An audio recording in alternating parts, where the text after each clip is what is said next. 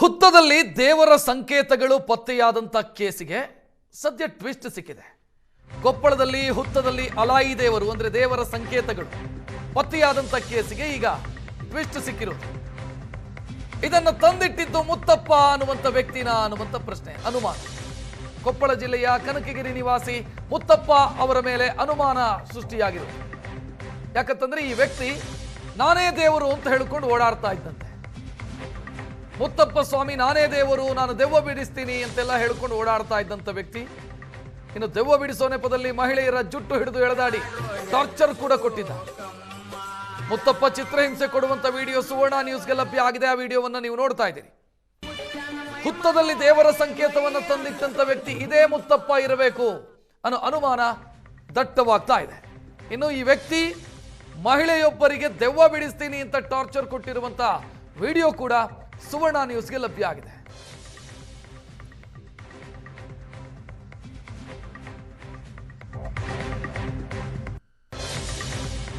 ಇನ್ನು ಹುತ್ತದಲ್ಲಿ ದೇವರ ಸಂಕೇತಗಳು ಪತ್ತೆಯಾದ ವಿಚಾರಕ್ಕೆ ಸಂಬಂಧಿಸಿದಂತೆ ಈಗ ಇದು ಪವಾಡ ಅಂತ ಜನ ನಂಬಿದ್ದಾರೆ.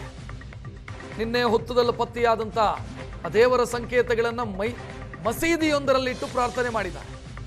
ಇದು ದೇವರ ಪವಾಡ ಅಂತ ವಾದಿಮನಾಳ ಗ್ರಾಮಸ್ಥರು ನಂಬಿದ್ದಾರೆ. ಯಮನೂರಪ್ಪ ಎನ್ನೋರ ಜಮೀನಲ್ಲಿ ಸಿಕ್ಕಿತ್ತು ಈ ದೇವರ ಸಂಕೇತಗಳು. ಅಲಾಯಿ ದೇವರು ಅಂತ ಉತ್ತರ ಕರ್ನಾಟಕದಲ್ಲಿ ಏನು ಕರೀತಾರೆ. 3 ಅಲಾಯಿ ದೇವರುಗಳು ಪತ್ತೆಯಾಗಿತ್ತು. ಸದ್ಯ ಅದನ್ನು ಮಸೀದಿಯಲ್ಲಿಟ್ಟು ಪ್ರಾರ್ಥನೆ ಮಾಡಲಾಗಿದೆ. ಮುಸಲ್ಮಾನರು ಇಲ್ಲದೇ ಇರೋ ಗ್ರಾಮ ಇದು, ಆದರೂ ಕೂಡ ಒಂದು ಮಸೀದಿಯ ರೀತಿಯಲ್ಲಿ ನಿರ್ಮಾಣ ಮಾಡಿ ಅಲ್ಲಿ ಈ ದೇವರ ಸಂಕೇತಗಳನ್ನು ಇರಿಸಲಾಗಿದೆ. ಅಲ್ಲೇ ದೇವರ ಮೂರ್ತಿಗಳು ಸಿಕ್ಕಿರುತ್ತವೆ. ಅದರ ಬಗ್ಗೆ ನಮ್ಮ ಹಿರಿಯರು ಒಂದು ಮಾಹಿತಿ ಕೊಡ್ತಾರೆ, ಕೇಳೋಣ. ಇವತ್ತಿನ ದಿವಸದಲ್ಲಿ ಬಾದಿಮಳ ಗ್ರಾಮ ಹಾಗೂ ಸುತ್ತಮುತ್ತ ಗ್ರಾಮ